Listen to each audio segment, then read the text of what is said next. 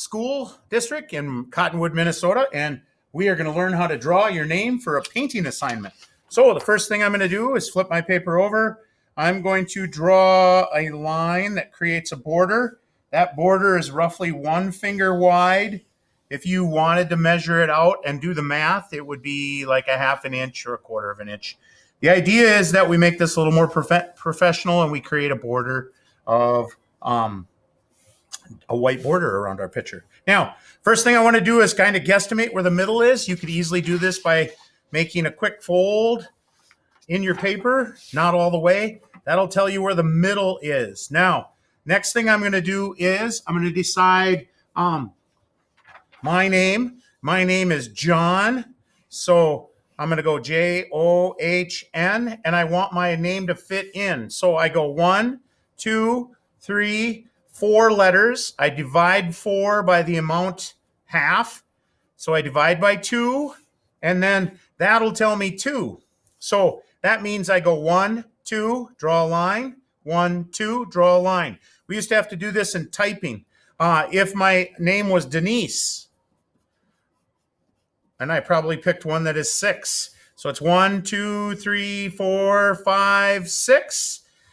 6 divided by 2 equals 3. So it's 1, 2, 3, half. 1, 2, 3, there's half. So when I center my name, I know that these go to the right of the half. These go to the left of the half. So John, I can put my H over here on this side, and I'm going to go like this, and I'm going to draw my name out. I can make it big enough to fit the top and the bottom. Then I'm going to draw my O. Then I have room for my J. Now, I've spelled my name out really lightly, and it's ready to go. So now I'm going to create bubble letter, and I'm going to draw around it like I'm playing the game of Operation.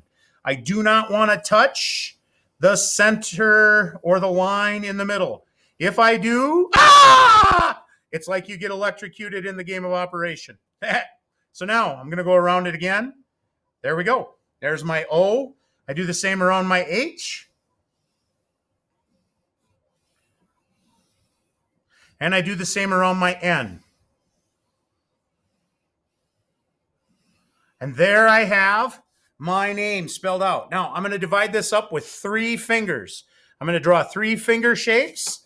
Those 3 finger shapes are going to be like I just drew around my finger. Those are going to be 3 finger shapes. Okay, something like that. So I'm going to start right here, and I'm going to make my first finger, and it's going to go up and around, and it's going to come down. It's going to touch the bottom, and imagine it went there. And then here's my second one. Imagine it went over, and then it comes back, and here comes my third.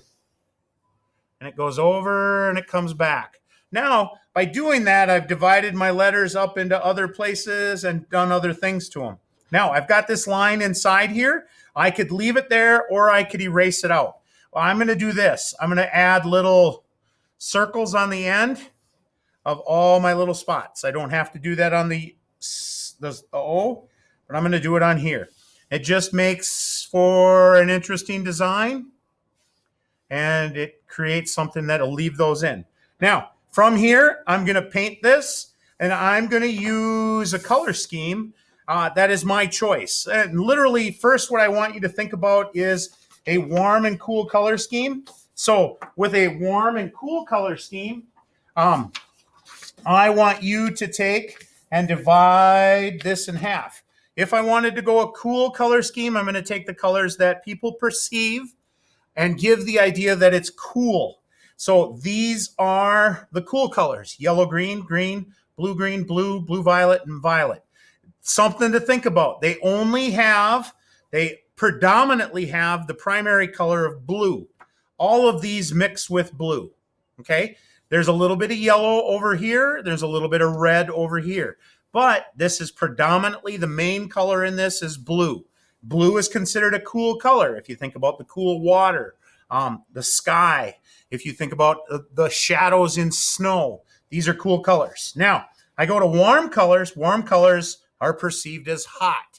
So this morning, the weather around here was like this. Now, we're starting to get weather like this, where it's going to get warm. It's 60 some degrees. So yellow, orange, red, orange, red,